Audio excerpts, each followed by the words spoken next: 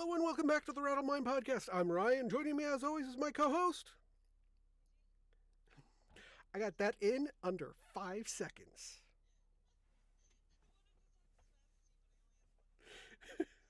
It's like, there used to be a guy who his entire deal was that he was the fastest talker alive. It's like, no, he was the, what was it? Most of the time he would do Matchbox car commercials. What was it?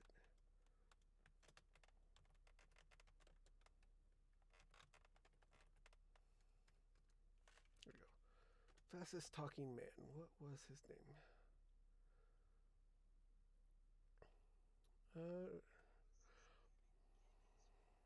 Oh yeah. Yeah, he was, I mean, he's still doing stuff apparently. Yeah,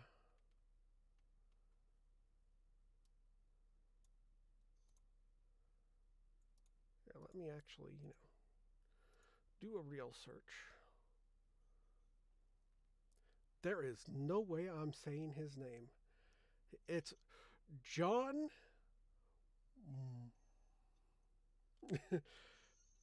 I can get that stuck in my mom's head so easily.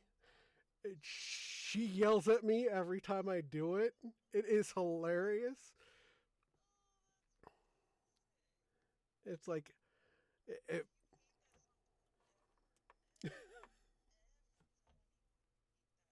exactly. Wow, he's 68 years old. John Moschteta?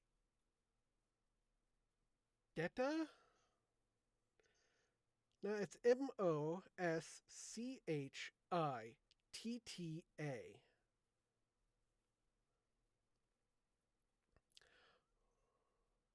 Hmm? Moschitta.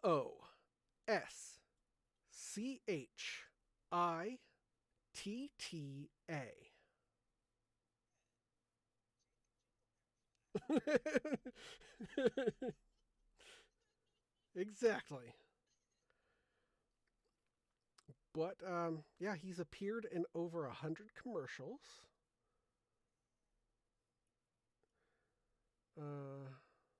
Did you know if you want a Guinness World Record, you just have to pay him?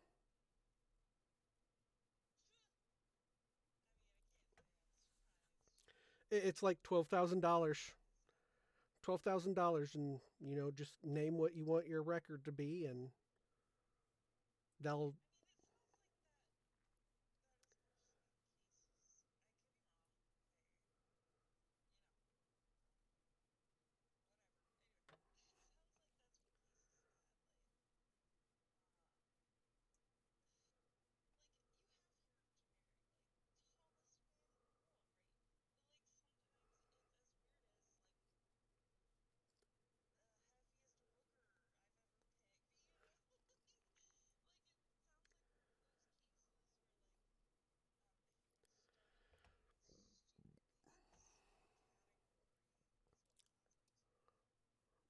You would think so. Yeah, you would think so, but apparently,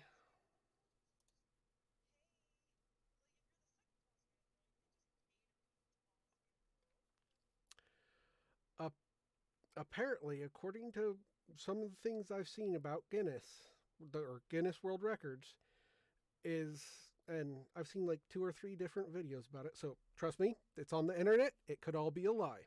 That is truth fact number one. The internet always likes to lie. But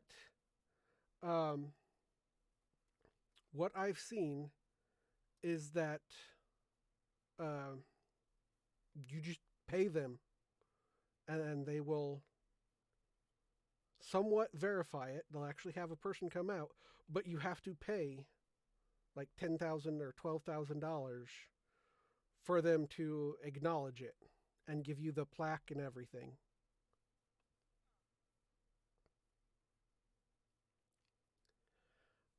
I mean, they might have a less strict type of things for like kids and stuff like that. But who was it I was watching? I was watching a documentary about someone.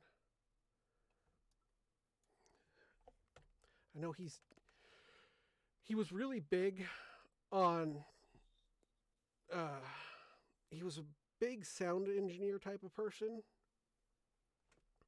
and his company had a ton of credits to it, but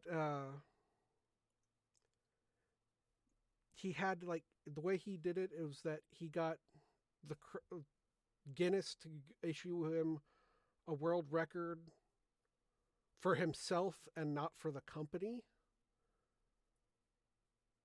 because he was the one who paid for it. It was weird. So yeah, Guinness, yeah. So you can't trust Guinness World Records to be 100% or even 95% accurate.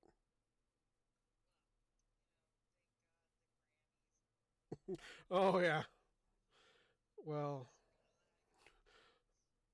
yeah, yeah. And the Oscars, the Oscars are completely legitimate. Yeah, yeah.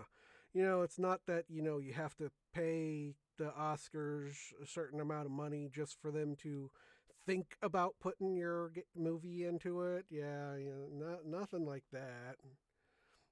This is actually why the Oscars, the Emmys, the what else is there? The Tonys are all going downhill and viewership is because everyone's starting to figure this out. It's like because the most popular movies out there never got voted up for Oscars, and it's like, okay, why? Oh, it's because the studio didn't want to fork over the cash for the Oscars to actually, put them in the running. Yeah, so that's how the Oscars work. Is that the studio or the producer has to pay the entry fee for the Oscars to even consider looking at anything in the movie for a nomination. So yeah, the Oscars is nothing but, pay me this and we'll think about it. That's why when big movies like what I mean, Titanic was a bad example, but because they paid out the wazoo to get Titanic on everything.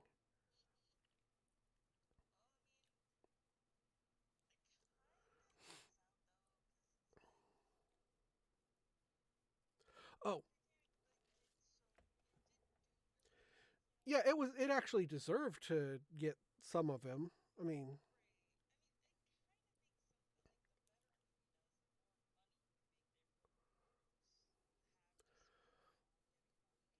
the problem was is that when people were actually starting to watch all of the Oscars, especially the late early to late uh, the early 2000s and stuff were when you started to get these foreign films that were always winning the Oscars and getting nominations that no one's ever heard about in the United States or Canada.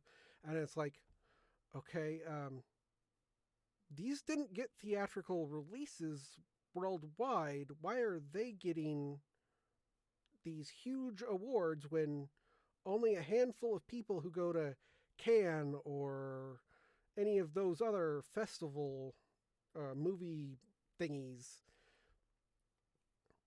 actually saw them? So it's like, yeah. Uh, So it, so people got a lot upset about that because I think like the vast majority of things that won during that time period were foreign films that no one got a chance to see unless they actually got the or were part of the Oscars and got the special screeners so that they could watch them. It's like I'm sure they're great movies. I mean, they're probably really good movies in their own right, but when you're trying to get the common person to watch your program to help fund it, it's like you got a problem there. No one knows what this is. Why they're not going to watch it if they don't know what that movie is.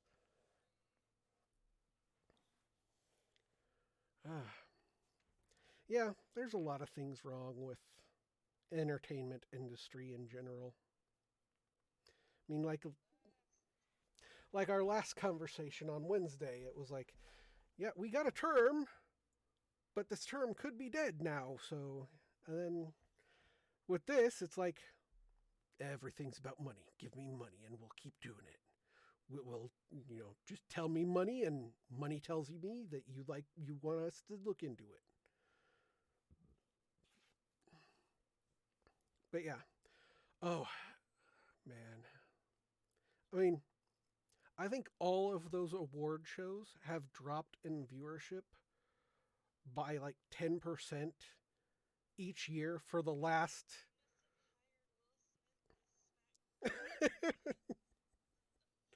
Chris Rock, yeah, exactly.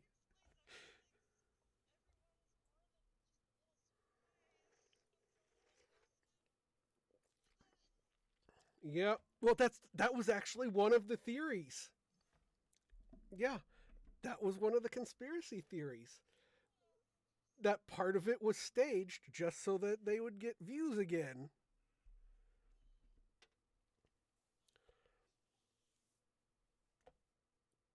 Oh, um, on the note of video games, uh, E3 is canceled and probably will no longer exist. Yeah, there is no E3 for this year, and it probably won't be ever again. Yeah. Now, I don't know what actually caused the fall of E3. Part of me wants to say it's the internet's fault. But then again, another part of me wants to say that it's the fact that it's not as relevant as you think it should be anymore. Okay, state it.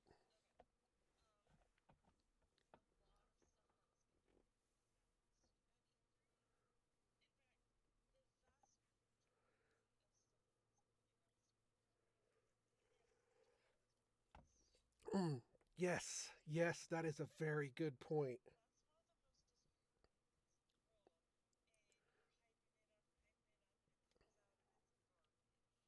Yep.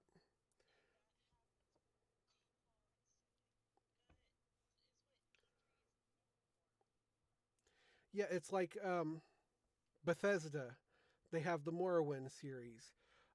Their giant announcement after Skyrim being playable on your refrigerator was that there might be a new Morrowind and a new Elder Scrolls game in 20 years after we keep putting Skyrim on things. I was like, and all they showed was a landscape that didn't actually have too much indication of what it is. I mean, it's like, yeah, this is why people don't care anymore. And then, of course, there's also the fact that these games go, this is when it's going to be released, fall of 2022.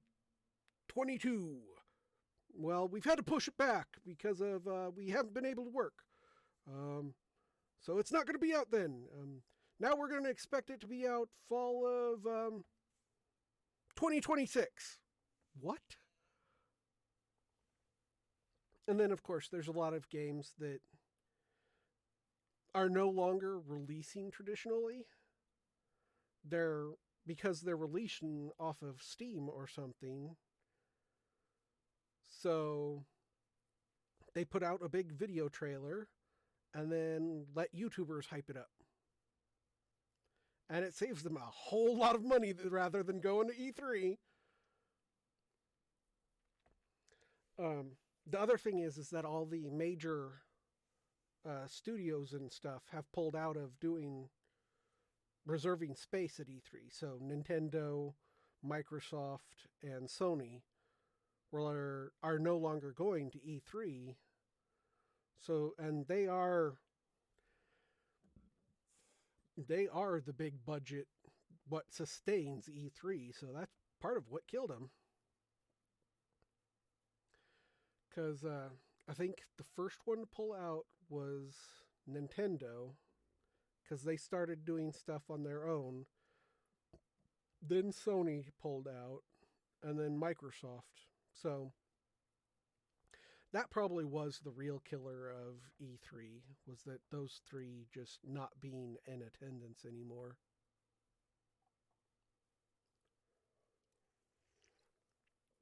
Look at that. We went from a video game discussion on Wednesday to a video game discussion on Friday.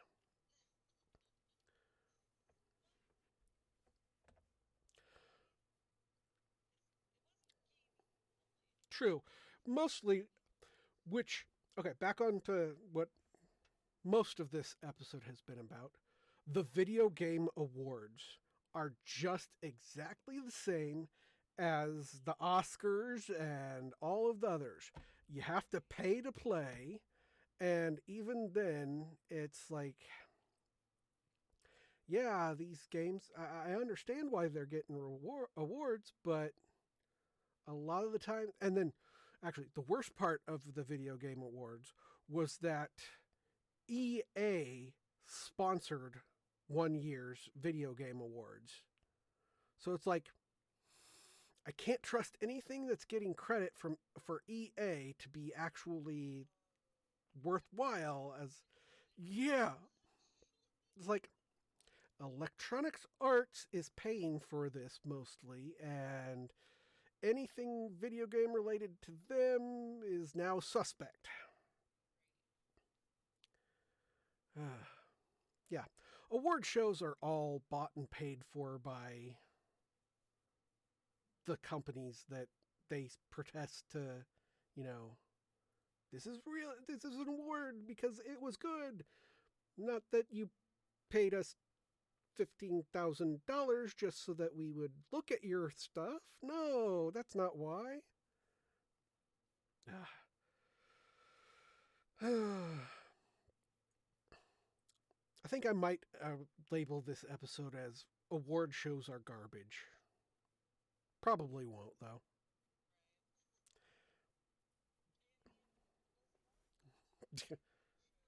Exactly. What's your favorite award show? They didn't pay me, so I'm not going to say.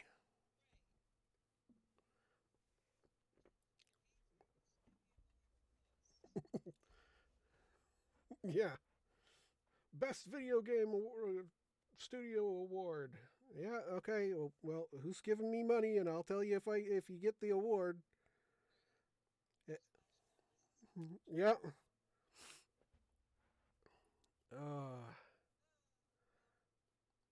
This is probably a good place to end it. Award shows suck. There's no real reason to watch them. They're all paid for and bought by the companies that produce the stuff.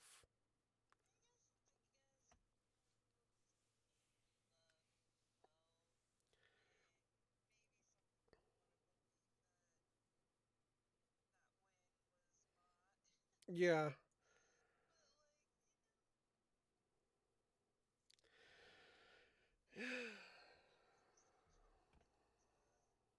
Yeah.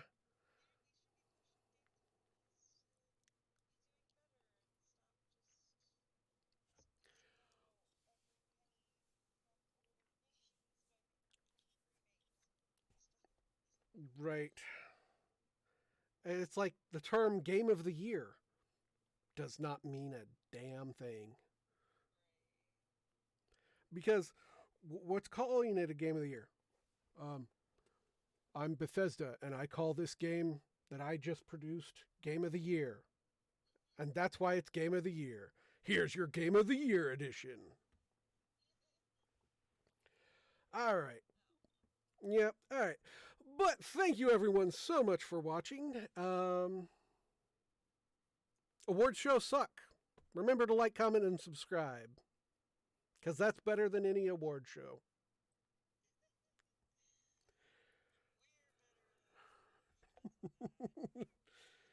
Yeah. Goodbyes.